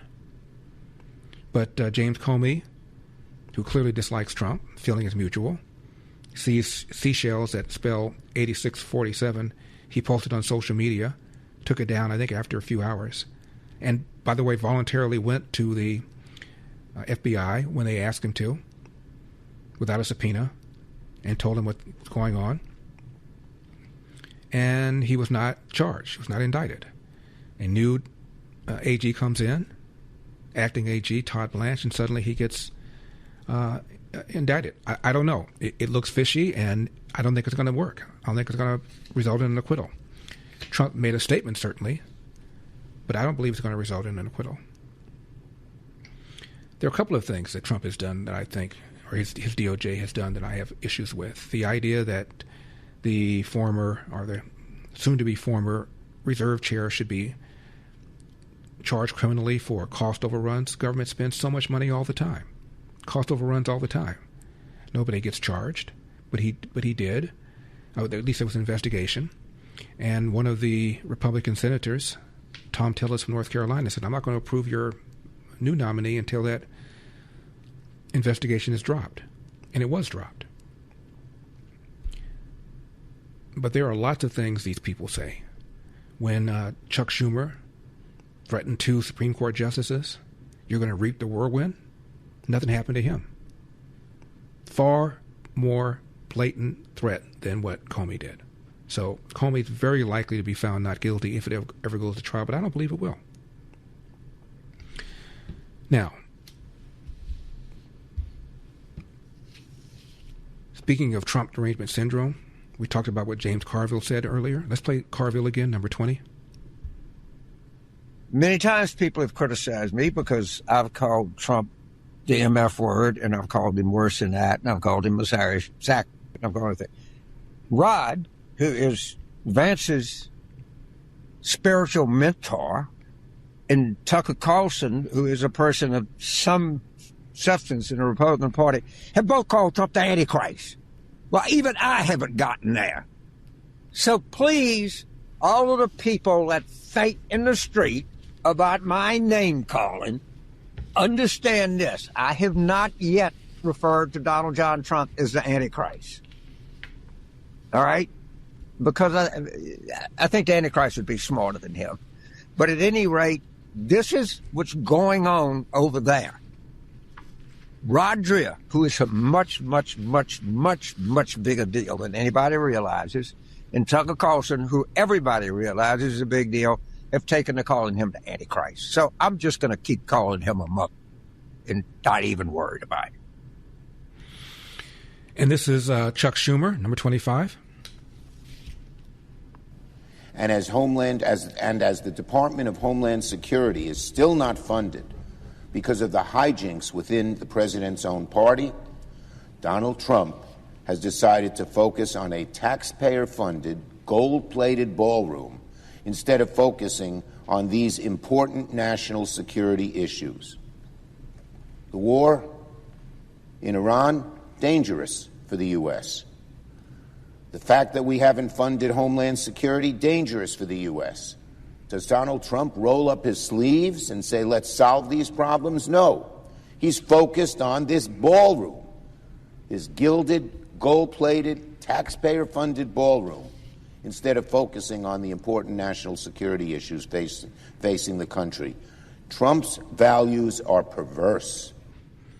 Trump's values are perverse. Why is the only senator on that side of the aisle with any kind of common sense John Fetterman, number 12? Drop the TDS. Let's just build this ballroom. And we always, as Democrats, we want to be the party of abundance, but we have a history shutting things down or taking years and years to do the very basic kinds of a thing of construction. And the president is not going to be in office when that thing's even going to be finished, so this isn't really him. But so that's part of it. And the concern, you could have a lot more inclusive and frequent and secure, the most important, secure events just in a facility like that. I never really had a problem with it to begin with, but I've been at events where people are in tents. Now, this happened today, and it's very, very important. I don't want it to fly under the radar. Supreme Court ruled 6-3 that race could not be used to form congressional districts. It was referring to Section 2 of the 1965 Voting Rights Act. It didn't outlaw the act, but it said it cannot be used to take race into consideration when forming a congressional district. This has the potential to change a lot of districts in the South where they were formed in order to elect minorities because the idea was somehow white voters wouldn't vote for minorities, something that's been disproved time and time again. It could mean as many as 20 additional Republican seats over time, if not fairly soon. That is a huge, huge deal for the House. Now, the king cracked a joke in Congress. I'm not talking about President Trump. Number 21. For all of that time, our destinies as nations have been interlinked. As Oscar Wilde said, we have really everything in common with America nowadays, except, of course, language. And President Trump mentioned the no kings hypocrisy, number 8. This is a great honor, and we welcome Their Majesties King Charles III and Queen Camilla of the United Kingdom to the White House. Very special place, very, very special. And I also want to, before we really begin, I want to congratulate Charles on having made a fantastic speech today at Congress. We'll finish this on the other end, and your calls, 888-971-SAGE. This is a great honor, and we welcome Their Majesties King Charles III and Queen Camilla of the United Kingdom to the White House. Very special place, very, very special. And I also want to, before we really begin, I want to congratulate Charles on having made a fantastic speech today at Congress. He got the Democrats to stand. I've never been able to do that. I couldn't believe it. I couldn't believe it. They liked him more than they've ever liked any Republican or Democrat, actually. 888-971-SAGE, 888-971-7243. Larry Elder, Salem News Channel. At the Republican and Democrat gubernatorial debate for California, one of the Democrat candidates turned to Steve Hilton and said Trump was, quote, his daddy, close quote. We're going to talk about that later on. Bill is in La Cañada. Bill, you're on the Larry Elder Show. Thank you so much for calling. One interpretation to Maxine Waters' statement that she'd like to take Trump out. You know, her defense attorney might argue that she was asking him out on a date. What are the odds that Donald Trump would be interested in taking Maxine Waters out on a date? You never know. Yeah. But I agree with you about this case. I mean, James Comey is a major hemorrhoid. There's no doubt about it. Mm-hmm. But based on the First Amendment law class I took for journalism students at Columbia in 86, as in 1986, not the gangster 86, I predict that the case will be dismissed outright or nullified by an unsympathetic trial court jury, or at the very least reversed on appeal if Comey's convicted, based on problems with prior restraint. You know, like anybody who puts 86 and 47 together in a statement now is under potential arrest. Mm-hmm. You know, and also it's just a certain vagueness. And I just think I agree with you. It's just it's unfortunate that people are stooping to this kind of garbage now because of the internet and they get attention.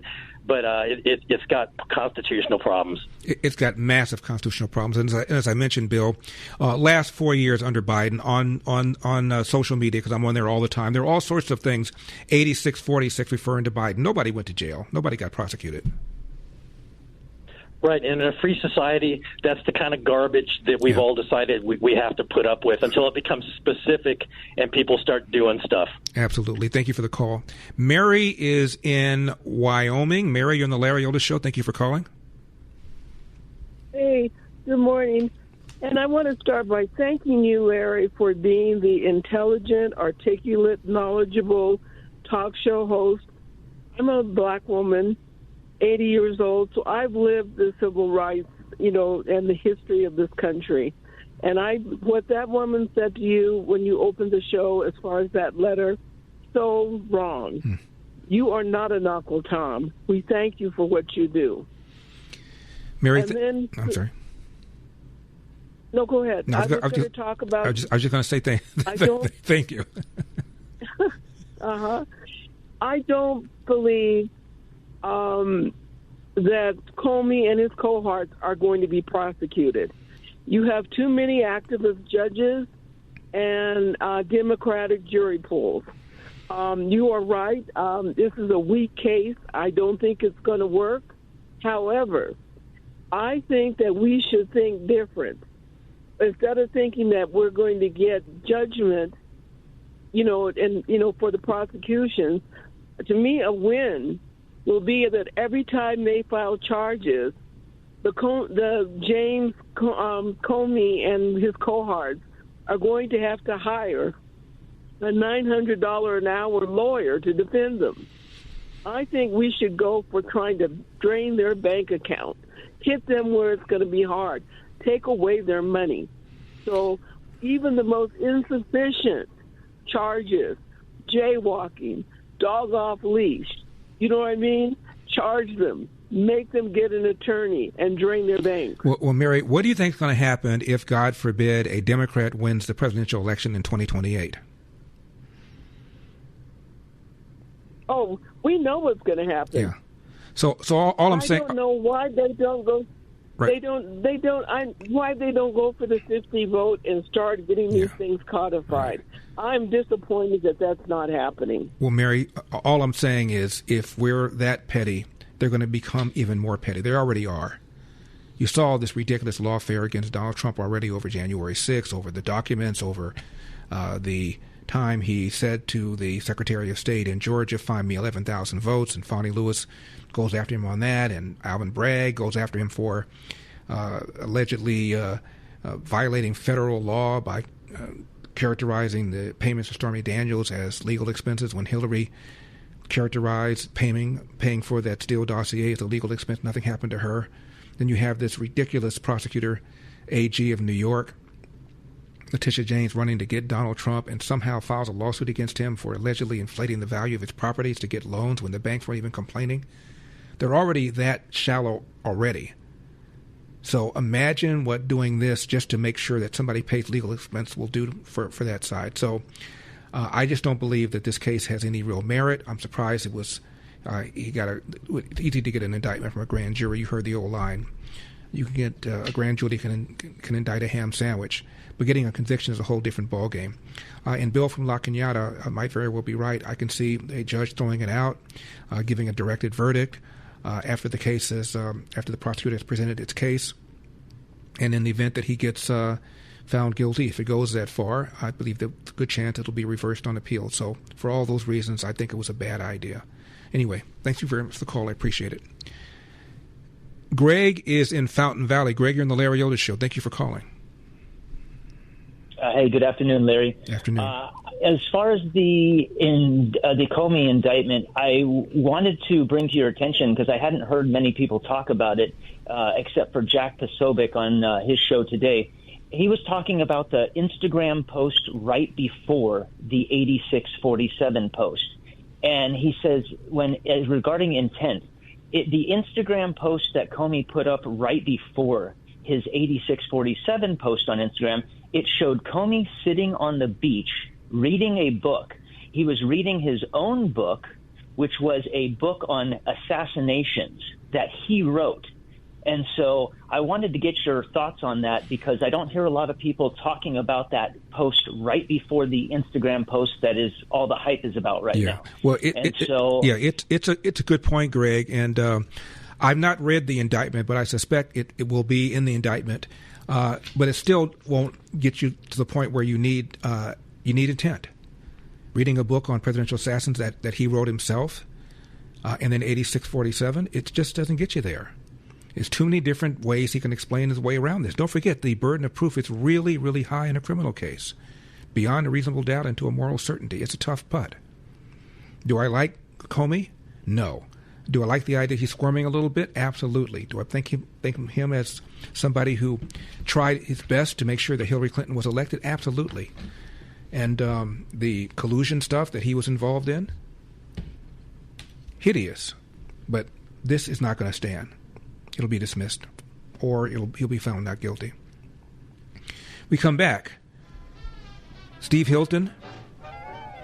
Trump is his daddy? What?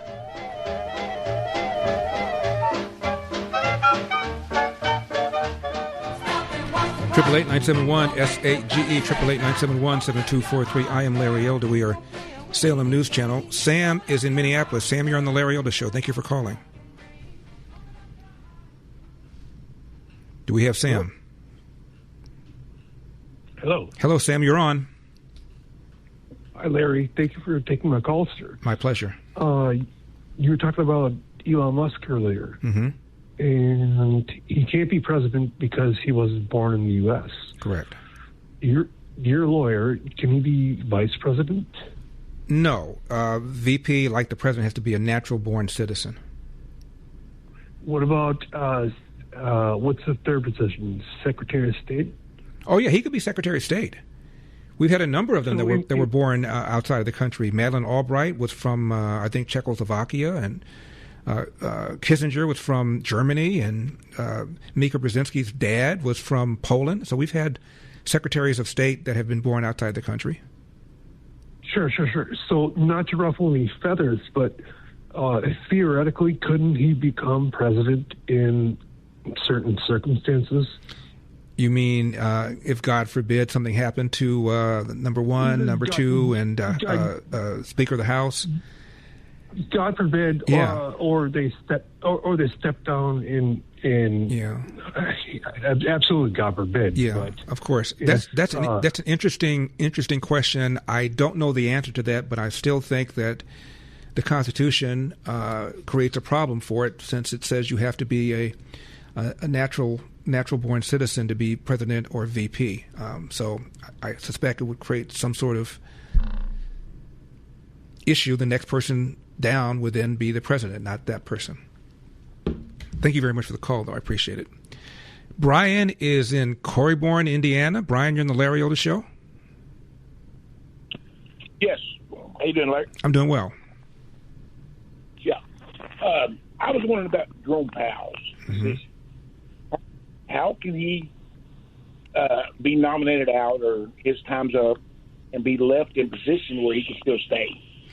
You know, I just asked that question of Stephen Moore, the economist who advised President Trump, and he says he can legally stay. No one's ever done it before, but he can legally stay. I didn't know that. I thought when your time was up or you got fired, you had to leave. But Stephen Moore said there was nothing illegal about what Jerome Powell is going to do, and he's going to be undermining the incoming Fed chairman. So I think it's pretty tacky, pretty underhanded, but apparently there's nothing illegal about it. I would imagine Trump might file a lawsuit and try and stop it, but anyway, according to Steve Moore, he says that he's able to do this. Josh is in La Puente. Josh, you're on the Larry Elder Show. Thank you for calling. Hi, Larry. How are you? I'm doing well. No, I just wanted to make a comment about James Comey, and speaking more of the matter of his heart. If you take the date that he posted it, May 15th of last year, to September 11th of 2001, that had Donald Trump allowed the... Did he say that it was 8647, Comey? No, the day that he posted it, May 15th. Right. If you date it back to September 11, 2001, it adds up. If you calculate the days between them, that's 8,640. Right. And my question was, did Comey say that, or did he post that? Did he mention that? No. Well. No, he didn't. Yeah. Well, you're suggesting that maybe he knew that, I guess. But again, it's just very thin. Look, I get it. I get the contempt that people have for James Comey, but I just think this is weak. Now, the debate in California was interesting over governor. Xavier Becerra is former HHS secretary and former AG of California. Here's what he said about Steve Hilton, number 10. Had Donald Trump allowed the premium tax credits under the Affordable Care Act to continue forward, millions of Californians would be able to afford their health care insurance. Had Donald Trump not gutted $1 trillion out of the Medicaid program, which is called Medi-Cal here, we wouldn't be facing 3 million Californians losing their health insurance. The first thing we have to do is stop Steve Hilton's daddy, who has endorsed him and said that's what we got to do, from becoming the next governor of the state of California. We need someone who's going to fight Donald Trump, not agree with him. Steve Hilton's daddy. And I told Steve Hilton when he ran, whether Trump endorsed you or not, this is before Trump endorsed him, they're going to make it about Trump. And that's exactly what they're going to do, irrespective of whether the number one or number two is Hilton or if it's Chad Bianco. They're going to make it about Trump. Now, every spam call, every scam text, every sketchy email with your name, each one starts the same way. Somebody found you. Your phone number is sitting on data broker sites as we speak. So is your home address, your email, and your age, even the names of your family members. All of it searchable and for sale. And scammers don't need to be hackers to get it. They just need Google and 5 minutes. Every scam starts with one thing: your personal info being available to the wrong person. So forget the spam filters and the call blockers. The real fix? Disappear. That's what Incogni does. They contact hundreds of data brokers and legally force them to remove your information. I'm using Incogni to get my names and info away from these data brokers. They can't spam you if they can't find you. Right now, get 60% off with an exclusive deal at incogni.com/Larry. Go to incogni.com/Larry and take back your privacy. That's incogni.com/LARRY. 888-971-SAGE. Do not leave town.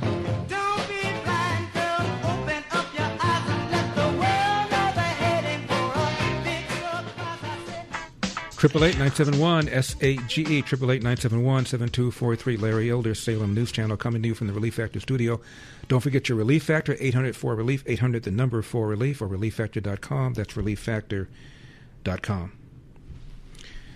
Phil is in Philly. Phil, you're on the Larry Elder Show. Thank you for calling. Hey, Larry, just a quick question. If you are still the black face of white supremacy, would it be fair to say that Scheme Jeffries is the black face of communist supremacy? I mean, he declared war on our political system, right? Am I right? You know, this guy has gotten a pass for, remember his crazy uncle at CCNY named Leonard Jeffries, an anti-Semite, and he defended him. And when he was in college, he wrote a paper defending Louis Farrakhan. And he was involved, I believe, in that helping that march on what was it called, the Million Man March, and praised Louis Farrakhan. I mean, it seems to me that if Donald Trump had praised an anti-Semite the way this guy did, even if it was in college, they'd be throwing it in his face right now. This guy got a complete pass. Absolutely. Hey, Larry, when you played that clip of Auntie Maxine, all I could think of was, when she retires, that wig got to go to Smithsonian. It's got to. It's got to. Have a good night, buddy. Thank you. Maybe we can give it to the king while he's here. Thank you for the call. Curtis is in Hudson, Colorado. Curtis, you're on the Larry Elder Show. Hi, Larry. How you doing? I'm doing well, sir. I heard that letter that you read earlier. I grew up in the 70s, the Marine Corps in 75, and my dad was on the city council. I went to Sheridan High School, which is one of the most diverse high schools in Colorado, and when they started the busing thing, we're like, who are we going to bus? I had black neighbors, Mexican neighbors. I mean, my best friends were black, and my friends in high school, I mean, we're like, what are they going to do? And then, you hear the stuff on that Biden was putting out, those people aren't going to, my kids aren't going to go to school with those people. It's unbelievable when somebody says, get back where you belong. That's the most racist thing I've ever heard. Get back where you... Yeah. I never ran into racism until I went to the Marine. And then they hated me because I was white. I'm like, no, what's going on here? And it was the most crazy thing. I mean, we went through that. There was, there's no reason for racism anywhere. You look at the person. My grandpa used to say, "I've never met a man I didn't like," it's so weird the way they want to keep bringing this up. That if they just look at the truth, nobody wants to know the truth. They want to know how they're going to get along with, whatever the narrative is. Right. It's absolutely ridiculous. Well, Curtis, thank you so much for calling. Who is that woman, Mr. McConnell, who said that O.J. Simpson was kind of a hero to the black community because he killed 2 white people?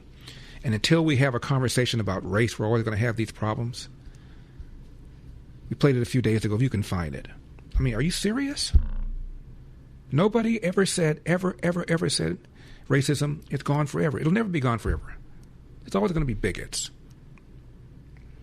But in a very uncomfortable poll for a lot of people, Rasmussen asked blacks and Asian Americans and Hispanics and whites, of these 4 groups, which group is more likely to be racist? And whites said blacks, Asians said blacks, Hispanics said blacks, blacks said blacks. I think here she is. But it was so racially charged because of what had happened just before with Rodney King, but also just how Black Americans feel about policing. It's not like O.J. Simpson was the leader of the civil rights movement of his era. You know, he wasn't a social justice leader, but he represented something for the Black community in that moment, in that trial, particularly because there were 2 white people who had been killed, and the history around how Black people have been persecuted during slavery. There were just so many layers. And I guess I would just close with this, is that there was racial tension then, there is racial tension now. It might not be the backdrop of the Trump campaign, but until this country is ready to actually have an honest conversation about the racial dynamics from our origin story till today, we will always have moments like O.J. Simpson that manifest, and our country will always be divided if we don't actually deal with the issue of race. How sickening. Let's play again Black economist Roland Fryer from Harvard, number 6. I collected a lot of data. We collected millions of observations on everyday use of force that wasn't lethal. We collected thousands of observations on lethal force. And it was in this moment in 2016 that I realized people lose their minds when they don't like the result. And so what my paper showed, you'll see tomorrow, like some of you, was that, yes, we saw some bias in the low-level uses of force, every day pushing up against cars and things like that. People seem to like that result. But we didn't find any racial bias in police shootings. Now, that was really surprising to me because I expected to see it. The little-known fact is I had 8 full-time RAs that it took to do this over nearly a year. When I found this surprising result, I hired 8 fresh ones and redid it to make sure. They came up with the same exact answer, and I thought it was robust. And then I went to go give it, and my God, all hell broke loose. It was a 104-page, dense, academic economics paper with a 150-page appendix, okay? It was posted for 4 minutes when I got my first email. This is full of doesn't make any sense. And I wrote back, how'd you read it that fast? That's amazing. You are a genius. And I had colleagues take me to the side and say, don't publish this. You'll ruin your career. I said, what are you talking about? I said, what's wrong with it? Do you believe the first part? Yes. Do you believe the second part? Well, the issue is they just don't fit together. We like the first one, but you should publish the second one another time. I said, let me ask this. If the second part about the police shootings, this is a literal conversation. I said to them, if the second part,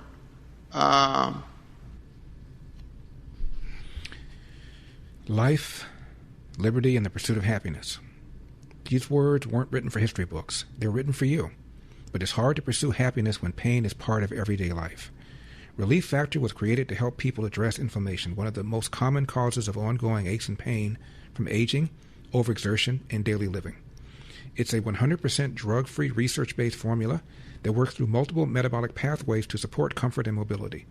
No prescription, no masking symptoms, just real relief so you can keep moving forward. I told you about my buddy Tom, scratch golfer. Golfs almost every day, says he wouldn't be able to do that because of shoulder pain and back pain if it weren't for Relief Factor. As America celebrates 250 years of independence, give yourself the chance to reclaim yours. Relief Factor, because freedom just feels better without pain. Try Relief Factor today for just $19.95. ReliefFactor.com, ReliefFactor.com, 800-4-RELIEF.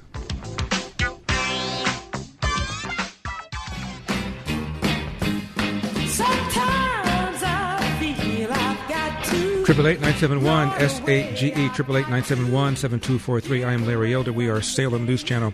Kevin is in Upland. Kevin, you're on the Larry Elder Show. Thank you for calling. Hey, good afternoon again, Larry.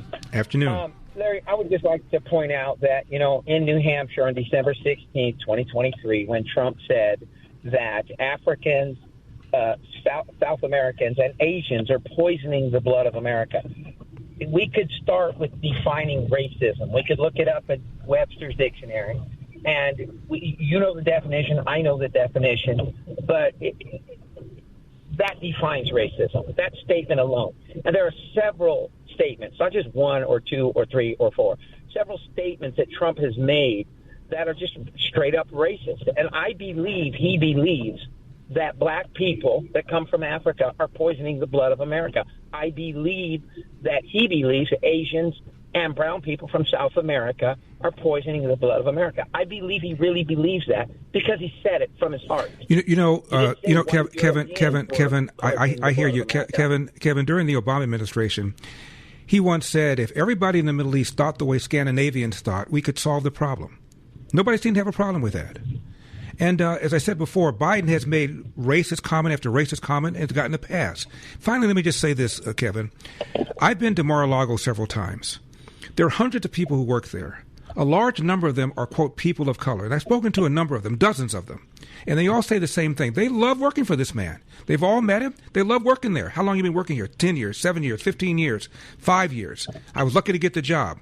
Have you met him? Oh, yeah, several times. What kind of guy is he? Love the guy. Love the guy. I mean, how bad can he be, Kevin? Well, I mean, are his workers poisoning the blood of America? Have any of them mixed with Caucasians? Because I wouldn't know. I do know that Joe Biden said you ain't really black unless you know whether or not you want to vote for me or vote for Trump. I know that Biden referred to Biden opposed Biden opposed a court-ordered busing because it would create a racial jungle. I remember that. I remember Biden said that he's the first African American, clean African American. I remember that. People don't seem to have a problem with that, though. I have a little bit of a problem with it, but I have more of a little bit of a problem with it. Well, I look to see where the ball lands. I look to see where the ball lands, Kevin. Trump said a lot of things that I wouldn't have said. A lot of things I think are stupid. A lot of things that are ill-advised. But I like what he's done to the country. I like what he's doing for the country. And so, as far as I'm concerned, these things are simply, pardon the expression, white noise. Thanks for the call, though. I appreciate it. 888-971-SAGE is the number. Feel free to leave a message 24/7. Make sure it's under 60 seconds and no profanity, okay?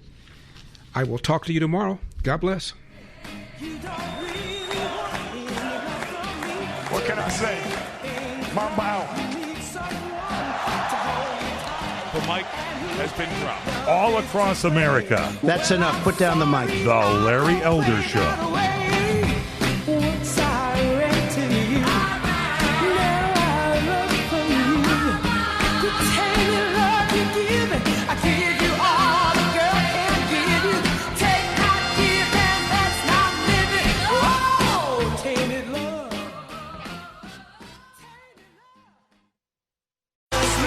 Andy Chrisman of For Him has spent 40-plus years in Christian music, and chances are he knows your favorite artist personally.